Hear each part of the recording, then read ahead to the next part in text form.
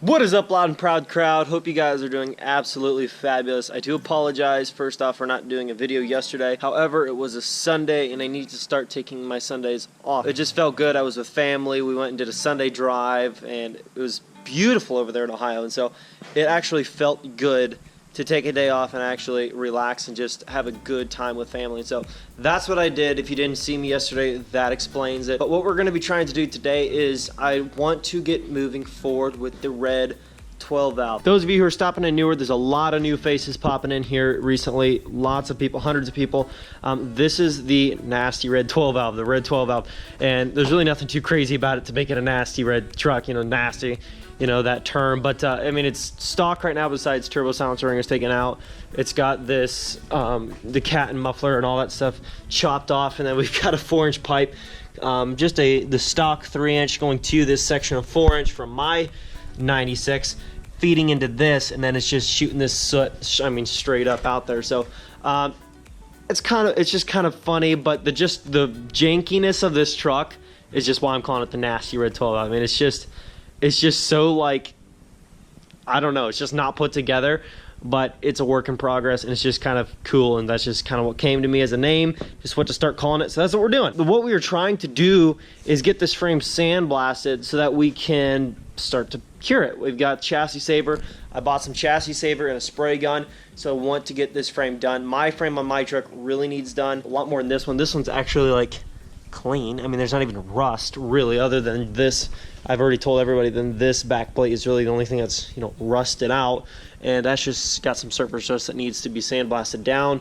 Like these little cracks and crevices here need sandblasted.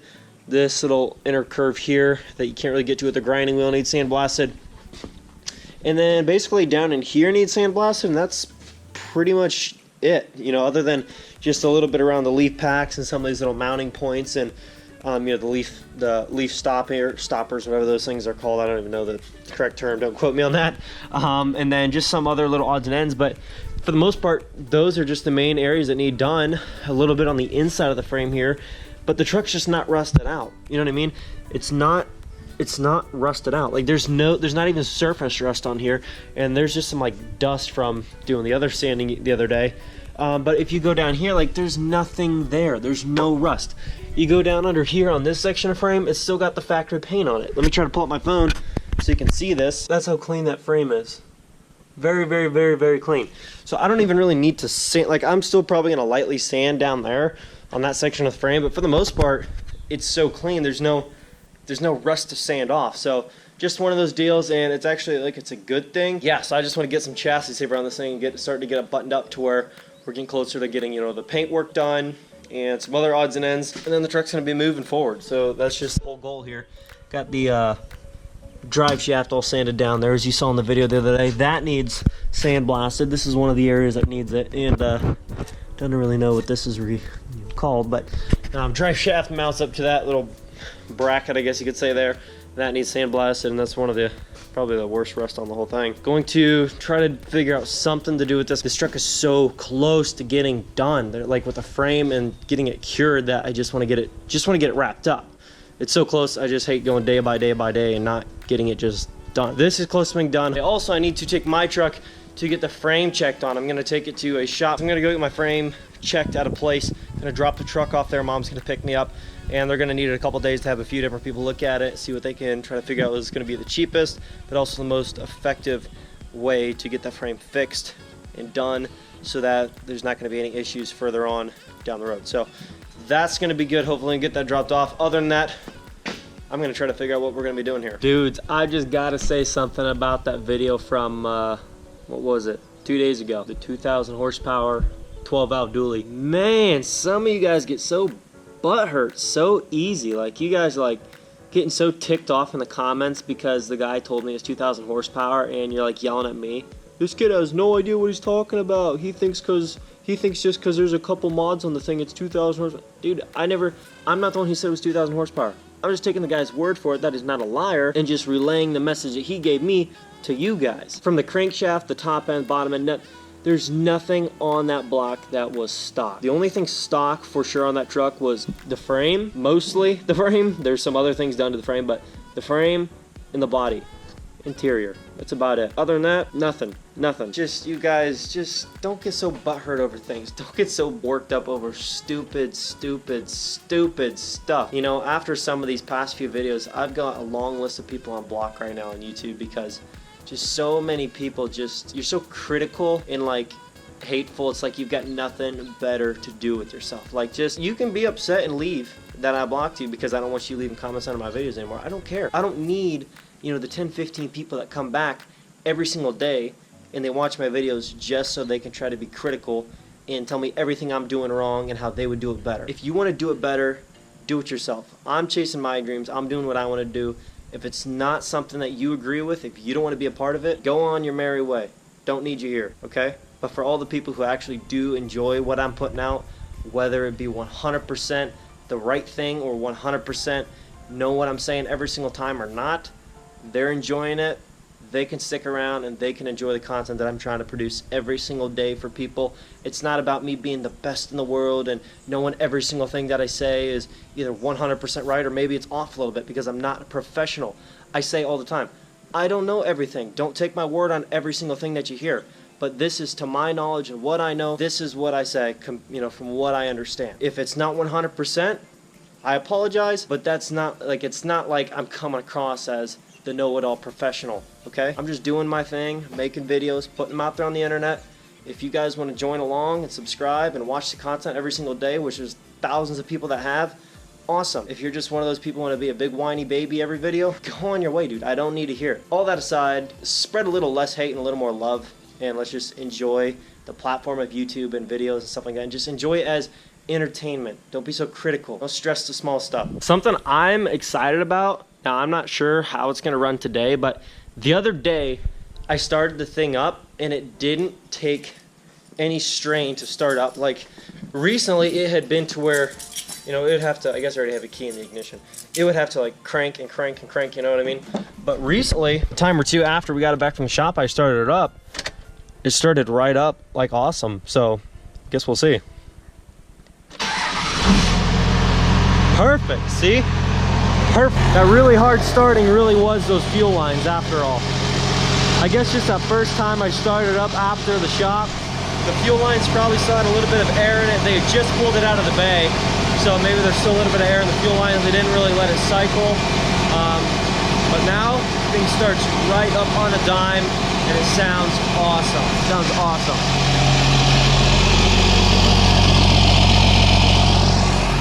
I'm gonna get the truck pulled up open to this open spot right here, and then we're gonna get a different wheel on that grinder.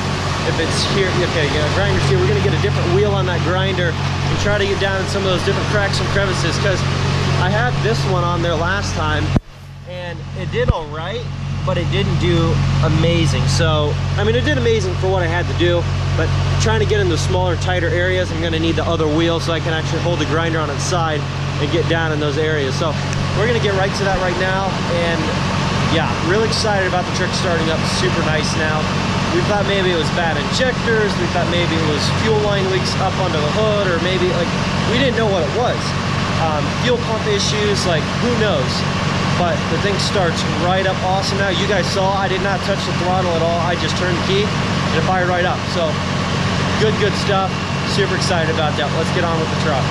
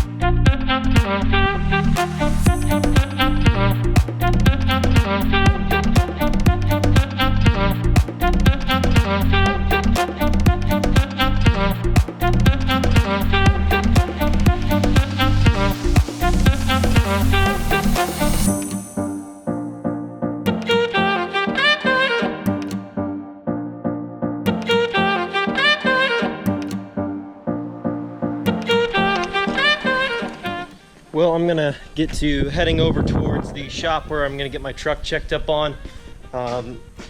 I have a lot of crap on my face right now, I can't tell, but I'm gonna head over to that shop to get my truck checked on, and then gonna get back over here and wrap this up with the frame on the red 12 valve.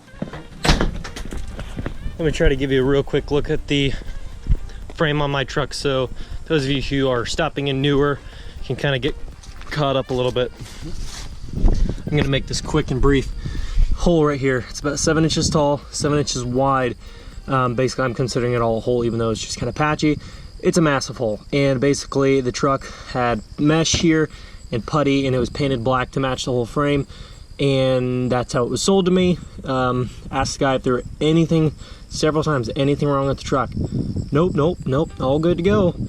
And then this was hidden, so this sucks, but I want to get this fixed, do the respectable thing, get this fixed, get the other 2 frame cracks fixed. They're not like separating, but you can see where they're definitely weak points. Get everything fixed and then sell the truck. It's gonna cost me money, but I'd rather have peace of mind knowing the next person is not gonna be stranded on the side of the road because of something that I did. So gonna get this fixed, and here's the truck. Those of you who haven't seen it, most of you guys have seen it, so I'm not gonna waste too much time, but y'all see anything on this truck that you like, links for everything in the mod list below. I am planning on getting another 2nd gen 12 valve is what I'm planning on, so hopefully it'll work out. Back from dropping off my truck, and they didn't actually look at it yet. All they did was took my key, and I gave them all my information, contact info, and basically said we will, get around to it. When we get around to it, we'll get around to looking at it and see if it's fixable to them. I've had other shops say, yeah, it's no problem, we'll get it fixed. But I just wanted to try a different person just to get another opinion on it, another perspective. So they said, yeah, we'll contact you as soon as we, either have a quote or something or another to kind of let you know what you're looking at. That's good. At least it's dropped off. Hopefully this is it. This is the place that's going to take care of it. It's going to be done. But for now, I'm going to try to. I got a lot of sanding done on this truck. There's a lot more flaky rust on the ground here. Not a lot, but a lot more off.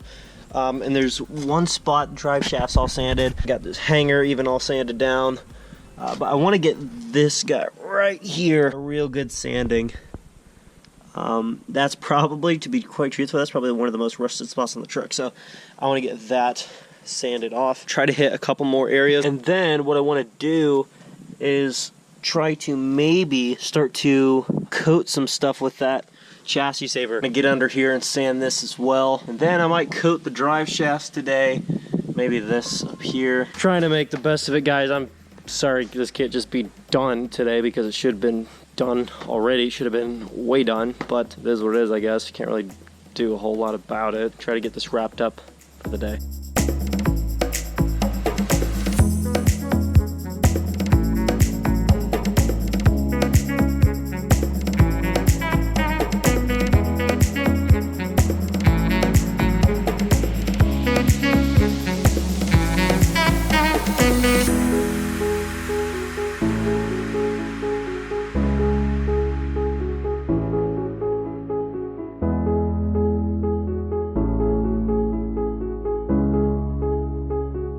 What I'm going to try to do with that chassis saver is there's only one spot in this truck that I can for sure chassis saver, and I think I'm just going to do it because now they've already got sanded down, it's good to go, and it's not like anything that's going to be, affected anymore. And basically that is going to be this drive shaft, and then this little piece right here, I'm still not entirely sure what it's called.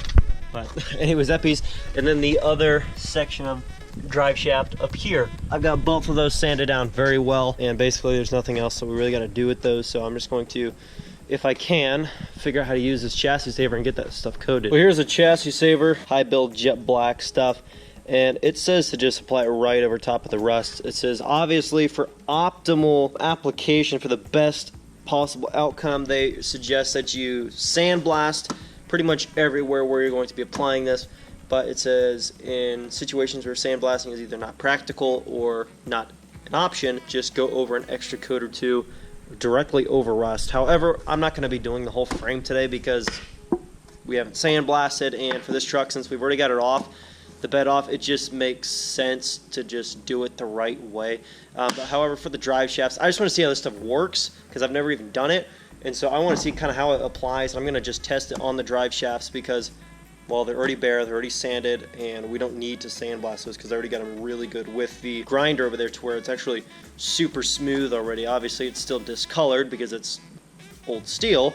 That's 20 some years old, so it's not going to look perfect and shiny, but it's already sanded down, so I'm just going to try to apply it and kind of get an idea of how this stuff looks and how it works, and kind of give me a little bit of more like a vision of what the truck will look like when it's done. So let's get to it. I'm going to get this opened up, and I just got to first find either a sponge or a brush to apply this. I was going to use a sprayer, but I'm not going to use the sprayer until I'm doing the whole thing to get every crack and crevice on the thing. After it's sandblasted, then I'll use a sprayer to do the whole frame, but just for the little bit that I'm going to do right now, I'm just going to try to use a brush. So I got the little bit that I'm going to use over in a container over there, but what I did was, all I did was took a, we don't have a drill here, but you can take a drill or a hammer and a nail. Took a hammer with a nail, drove a nail through directly on each side to get a pouring hole and to get a air hole.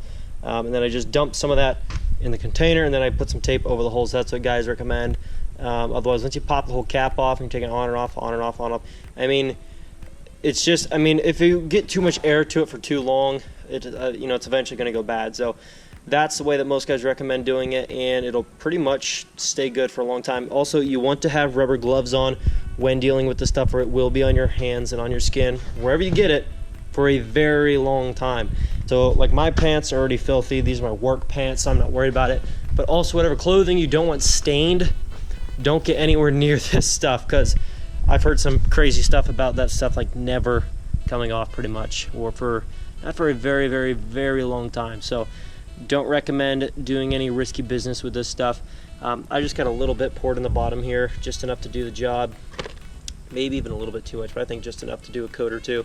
So we're gonna get right to that right now.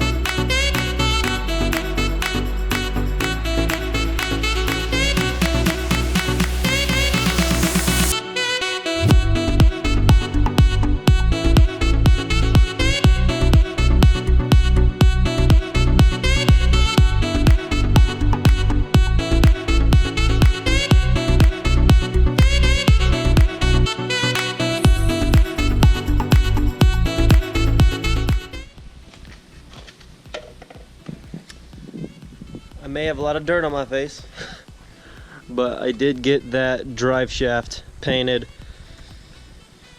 and it looks pretty good. That chassis saver really makes stuff look like brand new.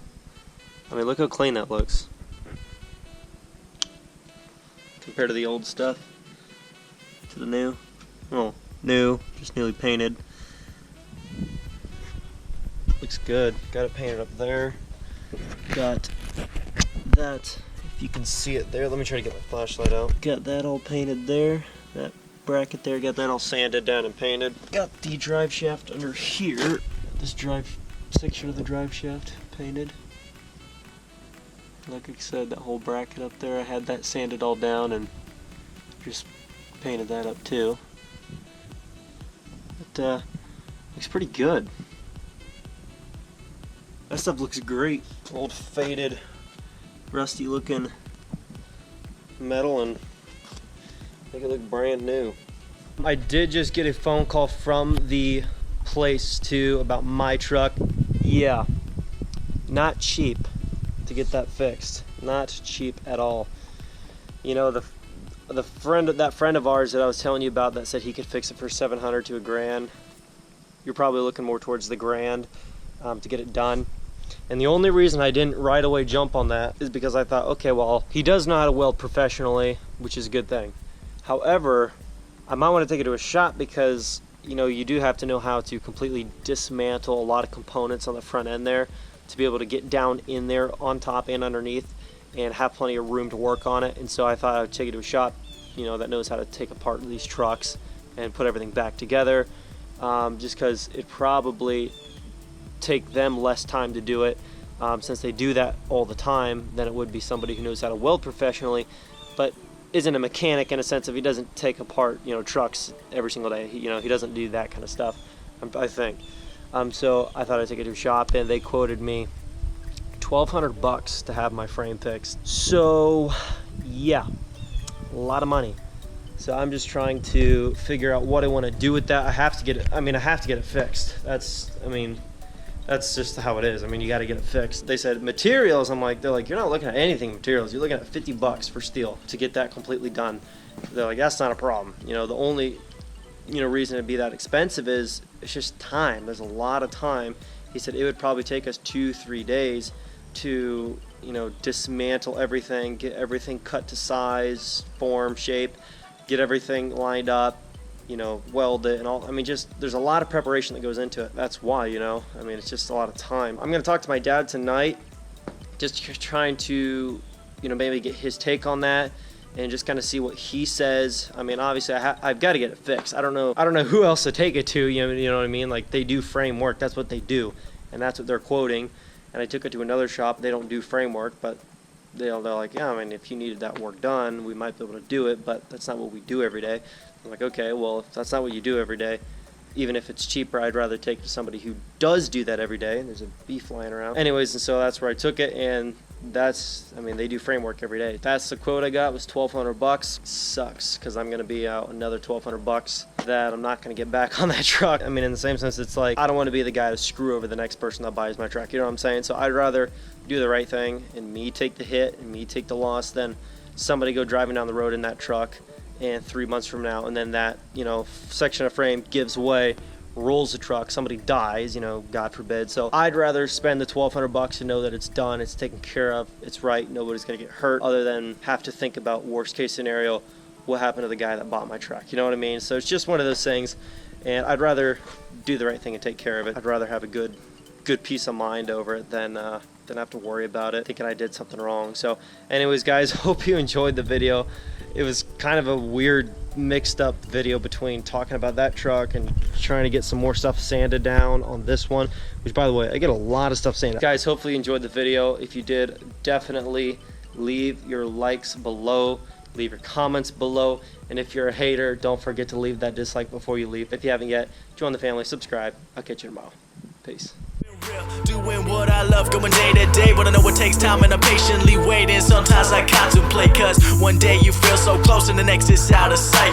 But I know I gotta hold on tight to go back to just going out every night. Like, if I'm about to let it go now, I can live alright, live a normal life, doing 9 to 5. But I know I'm more than that. I gained this skill, wasn't born with that. At the end of the life, it's a memory.